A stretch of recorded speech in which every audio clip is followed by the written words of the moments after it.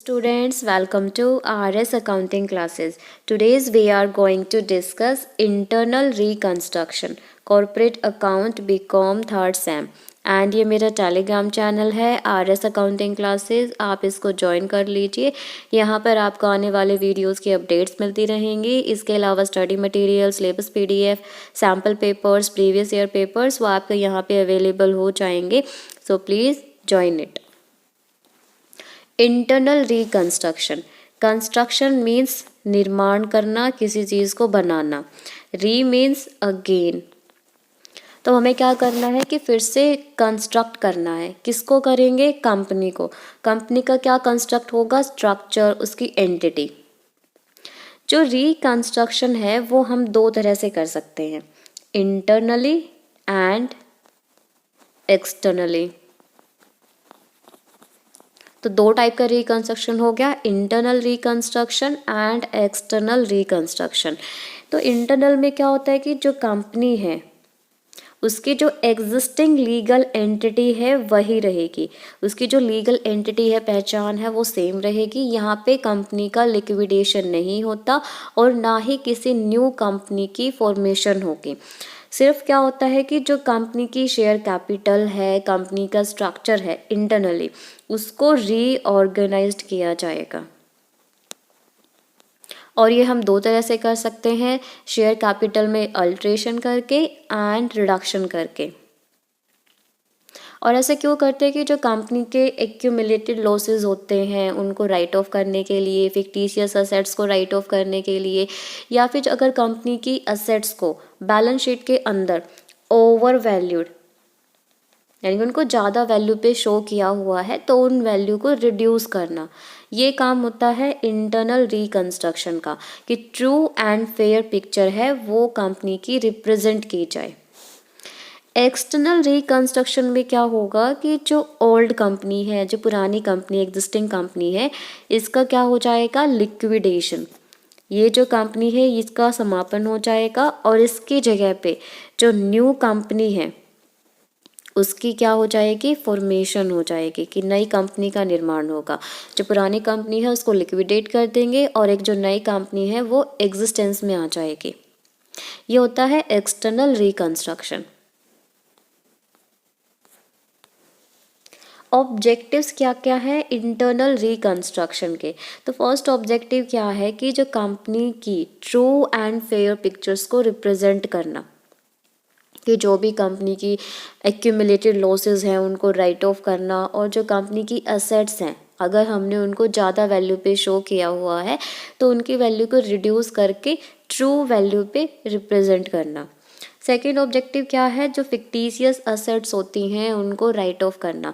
Fictitious assets वो assets होती हैं जिनका बेनिफिट कंपनी को नहीं मिलेगा, ये नाम मात्र की असेट्स होती हैं, जैसे share issue expenses, discount on issue of debentures. तो इन असेट्स को हम क्या कर देंगे? राइट ऑफ कर देंगे, ख़त्म कर देंगे। थर्ड क्या है? To reduce the face value of the shares to their real worth.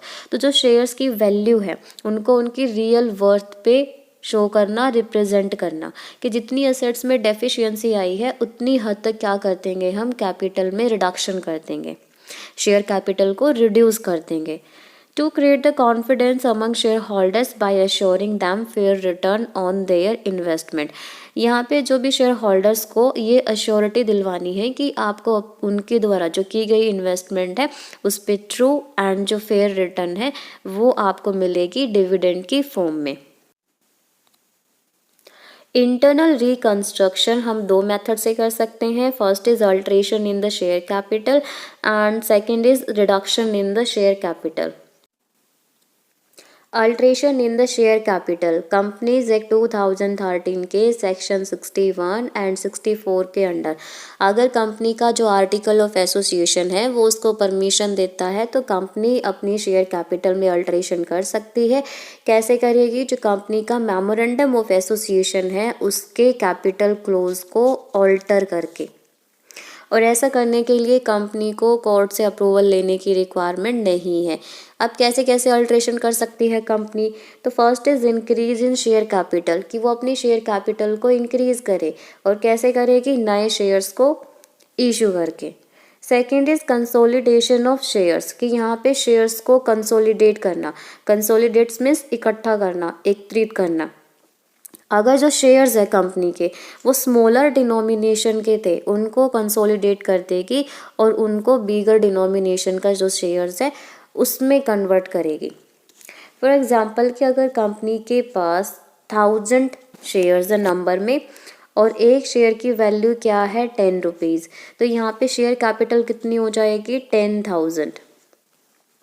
अब कंपनी ने क्या करा, इनको कंसोलिडेट कर दिया।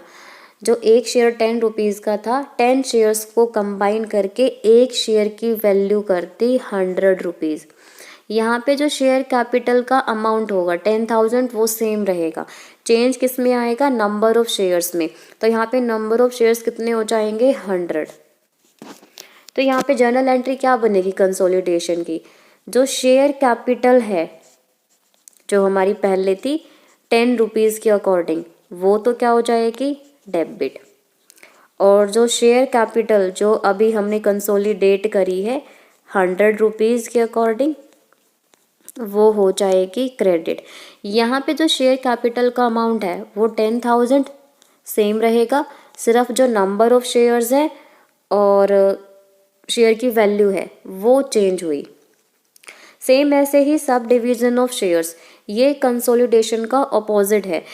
कंसोलिडेट में हमने स्मॉलर डिनोमिनेशन वाले शेयर्स को एक साथ करके उनको बिगर डिनोमिनेशन का शेयर बना दिया। सब डिवीज़न में क्या करेंगे, बिगर डिनोमिनेशन वाले शेयर्स को सब डिवाइड करके स्मॉलर डिनोमिनेशन का जो शेयर है वो बना देंगे।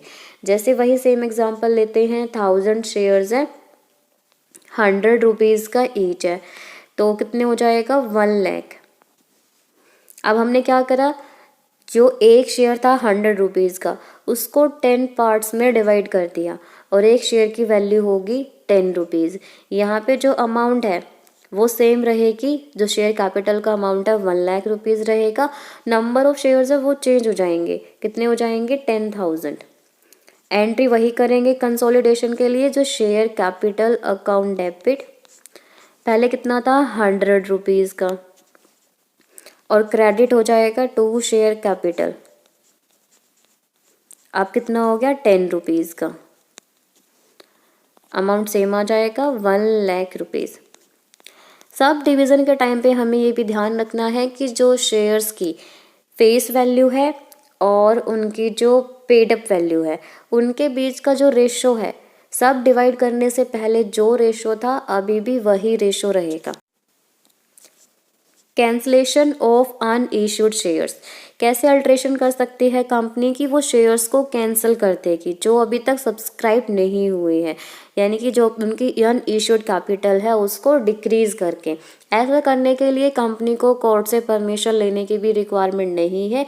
और कैसे कर सकती है, या फिर जो शेयर्स थे जो उसने इशू कर रखे थे उनका जो अनपेड अमाउंट है उसको भी वो कैंसिल कर सकती है।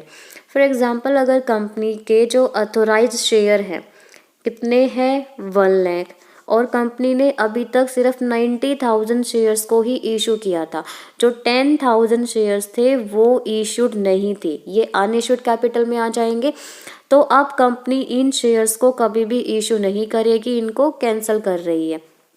सेम ऐसे ही अगर 90,000 शेयर्स में अगर वो 100 का ईच है, 100 में से मान लो कि 90 रुपीज़ कंपनी के पेडअप हो चुके हैं और जो 10 रुपीज़ है वो अभी तक शेयर होल्डर ने पे नहीं किए, तो अब कंपनी जो 10 रुपीज़ के अकॉर्डिंग है वैल्यू शेयर्स की वो उनको कॉल्ड अप नहीं करेगी, इनको भी क्या कर देगी, कैंसिल कर देगी।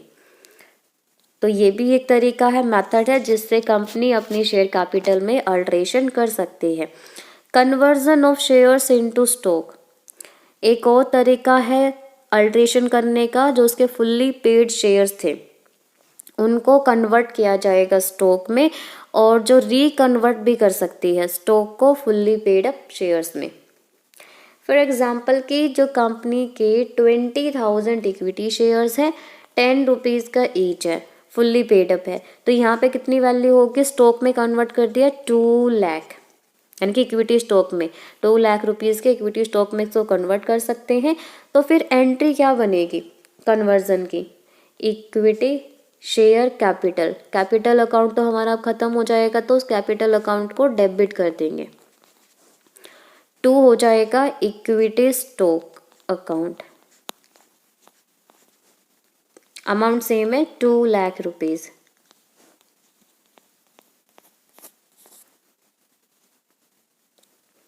तो ये सारे मेथड है जिनके थ्रू हम अल्ट्रेशन कर सकते हैं शेयर कैपिटल में, और इनको करने के लिए कंपनी को कोर्ट से अप्रूवल लेने की रिक्वायरमेंट नहीं है। Second is reduction in share capital. तो जो कंपनीज एक्ट 2013 का सेक्शन 66 है, उसके अंडर जो भी प्रोविजंस दिए गए हैं उन्हीं प्रोविजंस के अकॉर्डिंग जो कंपनी है वो अपनी शेयर कैपिटल को रिड्यूस करेगी। कंडीशंस क्या क्या हैं, प्रोसीजर क्या है रिडक्शन करने का शेयर कैपिटल को। तो सबसे पहले जो कंपनी का आर्टिकल ऑफ एसोसिएशन है, ज़रूरी है कि वो कंपनी को ऑथोराइज्ड करे, उसको परमिशन दे कि जो कंपनी है वो अपनी शेयर कैपिटल को रिड्यूस कर सकती है।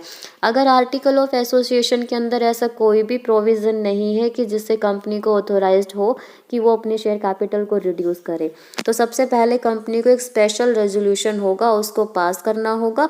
उस रेजोल्यूशन में ये लिखा होगा कि जो आर्टिकल ऑफ एसोसिएशन है वो कंपनी को ऑथोराइज्ड कर रहा है शेयर कैपिटल को रिड्यूस करने के लिए। सेकंड क्या है कि जो स्पेशल रेजोल्यूशन है कि जिससे शेयर कैपिटल का रिडक्शन होगा वो कंपनी की जनरल मीटिंग में भी पास होना चाहिए, और जिस तारीख को पास होगा उसके 30 दिन के अंदर अंदर जो कंपनी का रजिस्ट्रार है उसको भी उसकी जो कॉपी है वो सेंड की जाएगी, फाइल की जाएगी। थर्ड क्या है कि जो कंपनी को यहाँ पे पेटिशन फाइल करती होगी कोर्ट में जो रिडक्शन का ऑर्डर है उसको कंफर्म करने के लिए। जो कोर्ट होगा वो क्रेडिटर से कंसेंट लेके, उनसे सलाह मशवरा करके, सहमति लेके उनकी, जब उसको ठीक लगता है कोर्ट को तो वो ऑर्डर पास कर सकता है कि कंपनी अपनी शेयर कैपिटल को रिड्यूस करेगी। जो कोर्ट है वो कंपनी को डायरेक्ट करेगी कि वो अपने नेम के एंड में जो 2 वर्ड्स है उनको वो ऐड करे, एंड रिड्यूस्ड, जो ये वर्ड्स है वो उसको ऐड करने होंगे। जब तक कोर्ट को ठीक लगेगा उस टाइम पीरियड तक जो कंपनी है वो इन वर्ड्स को अपने नेम के लास्ट में उनको ऐड करेगी और ये उस कंपनी के नेम का पार्ट माने जाएंगे। जो एक सर्टिफाइड कॉपी है कोर्ट के कंफर्मेशन ऑर्डर की और जो भी मेमोरेंडम में चेंजेस हुए हैं वो ज़रूरी है कि जो कंपनी का रजिस्ट्रार है उसके पास 3 महीने के अंदर अंदर, कि जिस तारीख को कोर्ट ने ऑर्डर कंफर्म किया था उसके 3 महीने के अंदर अंदर कंपनी रजिस्ट्रार के पास जो सर्टिफाइड कॉपी है वो सेंड करेगी। और यहाँ पे जो रजिस्ट्रार होगा फिर क्या करेगा, उस कॉपी में से इसको रजिस्टर्ड कर लेगा, जो कि जो कंपनी का नेम है चेंजेस हुए हैं उनको वो रजिस्टर्ड करेगा और उसको एक सर्टिफिकेट है वो 1 महीने के अंदर अंदर इशू करेगा। और ये सर्टिफिकेट कैसा होगा, रजिस्ट्रेशन का सर्टिफिकेट, कि इस डेट से वो जो रिडक्शन है वो कंपनी कर सकती है।